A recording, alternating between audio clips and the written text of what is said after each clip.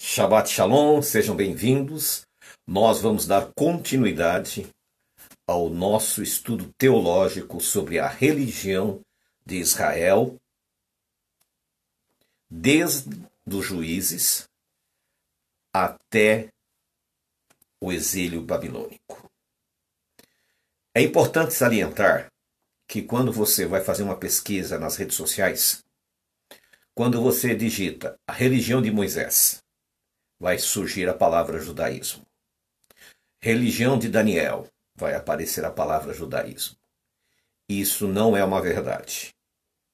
Nós sabemos que o judaísmo ele vai surgir após a destruição do templo no ano 70, vai se consolidar a partir do ano 135, quando os judeus são expulsos definitivamente de Israel, são proibidos de ir a Jerusalém, e aí agora surge então a unificação das seitas em um grupo só chamado judaísmo.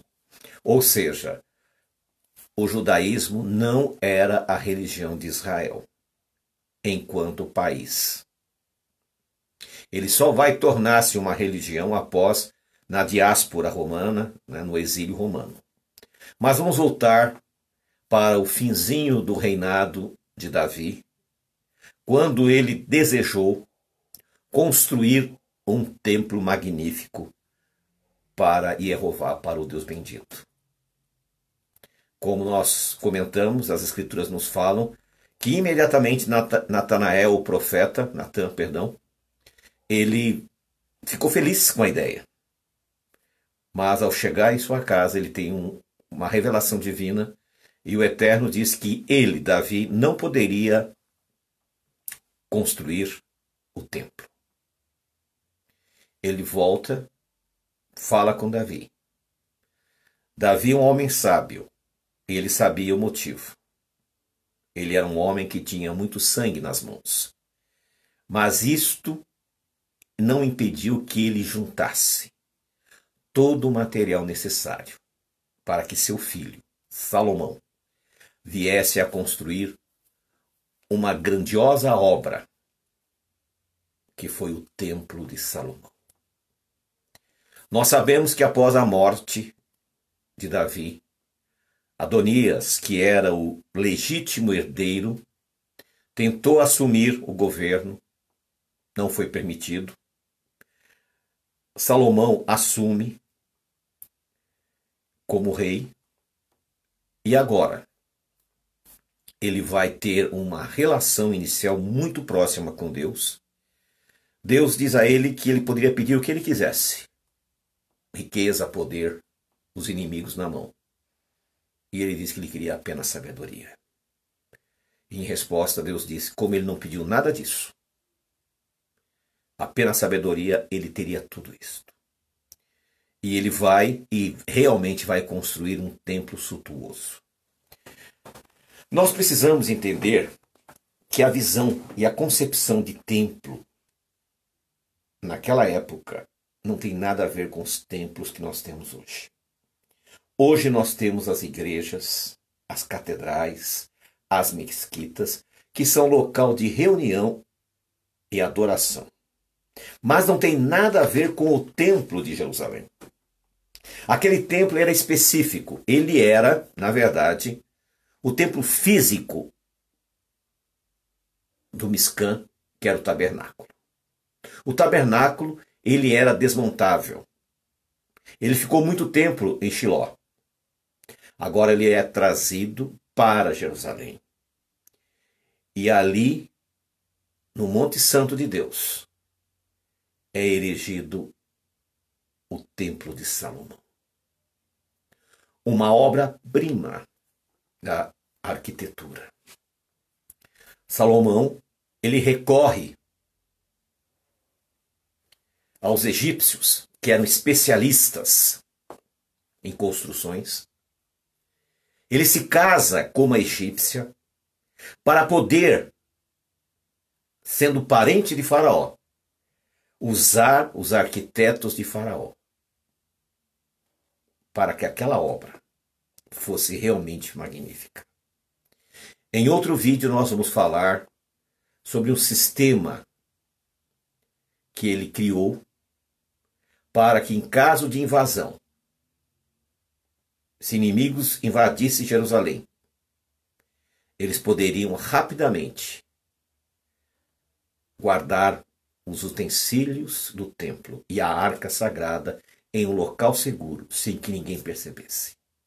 E quem proporcionou isso foi os egípcios, que já construíam as pirâmides. E nessas pirâmides eles construíam lugares que eram inacessíveis para pessoas chegarem. Haviam sistemas de alavancas baseadas em amortecedores com areia. Então, no próximo vídeo, outro vídeo que nós vamos fazer em Minutos de Techuvá, nós vamos falar sobre isto.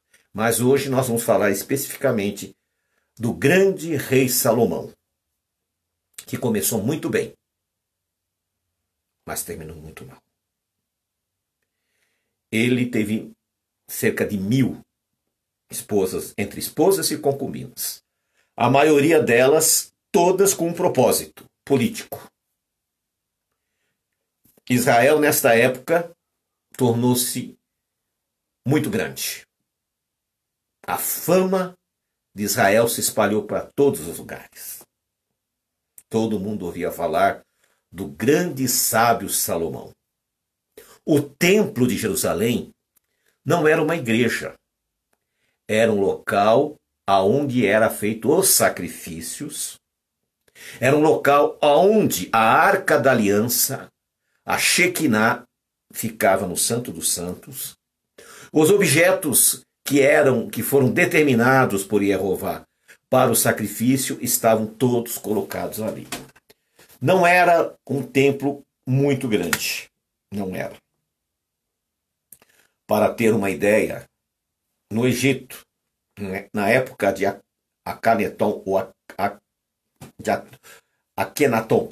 quase não saiu, Akenaton, o faraó Akenaton, ele construiu um templo que tinha 720 metros de comprimento por 360 de largura.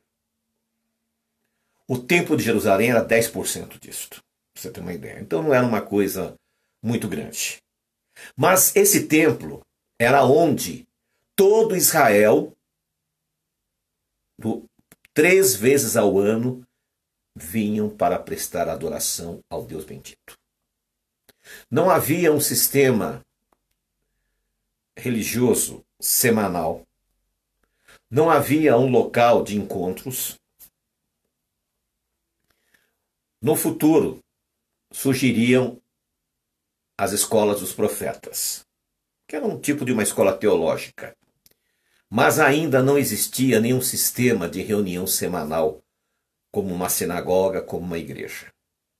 A religião era feita em casa e nas 3 festas anuais, os israelitas traziam as suas ofertas, os seus dízimos, até Jerusalém. E cumpriam a sua vida religiosa desta forma. Retornavam aos seus lares e aos sábados descansavam segundo o mandamento. Pouca coisa Salomão fez para que a fé de Israel fosse fortalecida. Com esse envolvimento que ele teve com mulheres gentílicas, ele acabou partindo para a idolatria. É uma das incógnitas que até hoje não teve uma resposta. Como um homem sábio, como Salomão, conseguiu descer tão baixo, tornar-se idólatra, transgressor da Torá? Nós não temos essa resposta. Mas a obra que ele fez do seu templo permaneceu ali. E durante o período em que ele reinou, 39 anos, juntando com o período de Davi e mais o período de Saul, foram 123 anos que o reino de Israel estava unido. Ele começou a cobrar muitos impostos do povo de Israel, mas de uma forma injusta. Judá e Benjamim, as duas tribos do sul, eram poupadas de alguns tributos. Todavia, as 10 tribos, que seriam conhecidas como as tribos do norte, elas eram sobrecarregadas de impostos e taxas. E o povo não suportava mais aquilo. Chegou a um ponto que eles não tinham mais como manter aquela máquina governamental funcionando. Quando Roboão assumiu o governo após a morte de Salomão, os representantes das 10 tribos do norte foram conversar com ele, dizendo que ele deveria diminuir os impostos. Não era possível mais continuar aquela unidade cobrando tantos impostos. Roboão, de uma forma irresponsável, disse o seguinte: meu pai o chicoteava. Eu o chicotearei com escorpiões. Seria muito pior. Foi exatamente nesse momento que houve a ruptura. Apenas Judá, Benjamim e uma parte dos levitas ficaram no que seria chamado de Judá ou Reino do Norte. As 10 tribos ficaram ao norte, chamado Reino do Norte ou Israel. A capital passou a ser Samaria. E o rei Jeroboão. E aí começa a história dos 2 reinos de Israel. O reino do norte e o reino do sul. O reino do norte teve uma história de apostasia e idolatria muito grande. E isso fez com que os assírios viessem, invadissem Israel e levassem eles cativos. E eles não mais retornaram. Isto ocorreu por volta do ano 720, mais ou menos, antes de Cristo, quando o Reino do Norte deixou de existir. Quando o Reino do Norte deixa de existir, não é levado 100% da população do Reino do Norte. Muitos camponeses, agricultores, pastores, ficam na terra. Os assírios trazem de outras regiões, outros povos, para habitar as terras de Israel. E os israelitas, em sua maioria, são levados para habitar outras terras. Os assírios usavam esse método para evitar as revoluções. Porque as pessoas que estavam ali, elas não tinham ligação com a terra. Então iria evitar que houvesse revoluções contra eles. E agora fica o Reino do Sul, Judá. Muitos israelitas que estavam no Reino do Norte, em Samaria, que iriam ser conhecidos como samaritanos, acabaram migrando para Judá. E se misturaram entre os judeus. E se tornaram judeus, naturalmente. Passariam quase 200 anos. E o Reino do Sul seria levado para a Babilônia, porque transgrediram a Shemitah, os sábados anuais. A cada 7 anos, um ano deveria para a terra descansar. E os judeus não respeitaram 70 anos de descanso. E a punição que eles receberam seria ficar 70 anos no exílio. E a terra de Judá iria descansar 70 anos. Neste período, não houve muita movimentação religiosa. O templo em Jerusalém foi destruído. Nabucodonosor através do seu general Nebuzaradã, veio com toda a rapidez para tentar pegar a Arca da Aliança. Eles sabiam que aquela arca, na cabeça deles, tinha algo especial. Eles conheciam a fama daquela arca. Mas quando chegaram e adentraram ao templo, não estava mais lá. Esse é um assunto para Minuto de Techuvá, que nós vamos falar sobre isso. Agora, voltando para a nossa história. Finalmente, o período dos reis de Israel acabou. Não existe mais o Reino do Norte. E agora o Reino do Sul é levado para o cativeiro. Lá na Babilônia, vai surgir uma classe de professores que adotaria o nome de rabinos. E esses rabinos seriam agora aqueles detentores no lugar dos sacerdotes para ensinar a Torá. E eles se reuniam em locais que foram denominados sinagogas.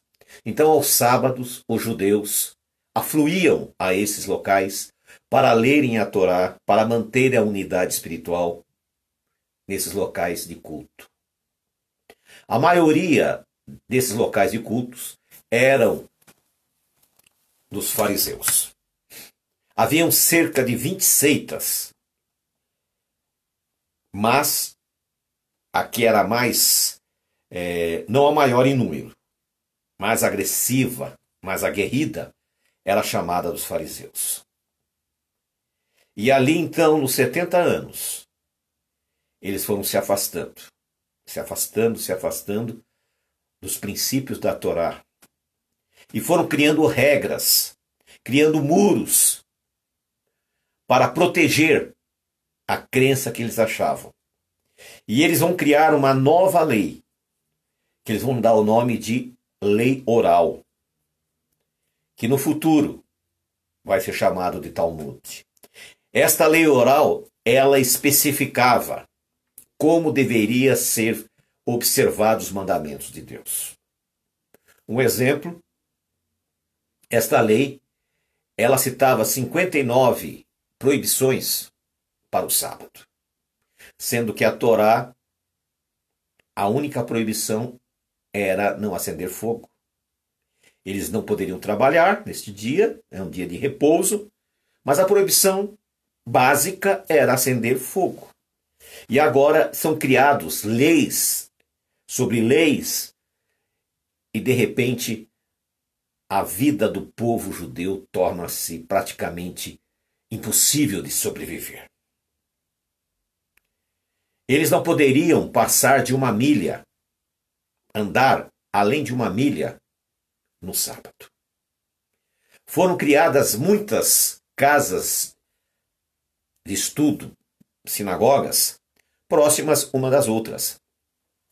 Flávio Joséfo, o grande historiador judeu, ele afirma que havia cerca de 4.000 sinagogas em Israel e que havia 6.000 fariseus.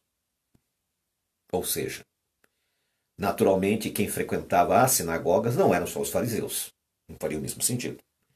Mas havia tanta sinagoga exatamente por esse motivo.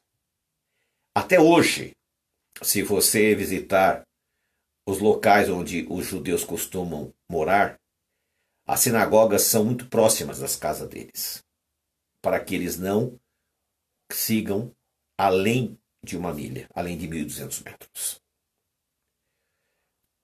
Com o passar do tempo, foram inventando maneiras de burlar esses ensinos. E assim foi se acrescentando normas, doutrinas.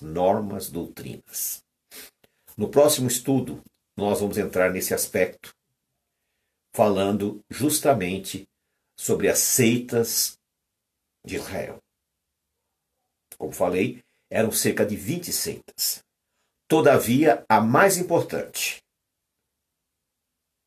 que era a seita dos saduceus, que cuidavam do templo, após a destruição do ano 70, ela desaparece, ela é incorporada pelos fariseus, que era a menor seita, e esta vai se tornar o embrião daquilo que nós conhecemos hoje como judaísmo. Foi a partir do exílio babilônico que criou-se o hábito de se reunir em casas de oração, em sinagogas. No futuro, a Igreja Católica iria construir, as suas catedrais e, posteriormente, começaram a construir as igrejas e as casas de congregação. Então, nós estamos aqui fazendo este estudo com você para que você entenda exatamente como funcionava a religião de Israel.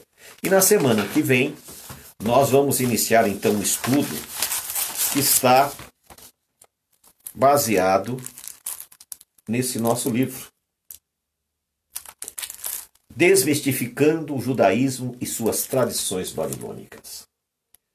É nesse livro que nós contamos a história da religião de Judá a partir do exílio babilônico. Nós vamos tratar das principais seitas, como eram os cultos e o que aconteceu com elas.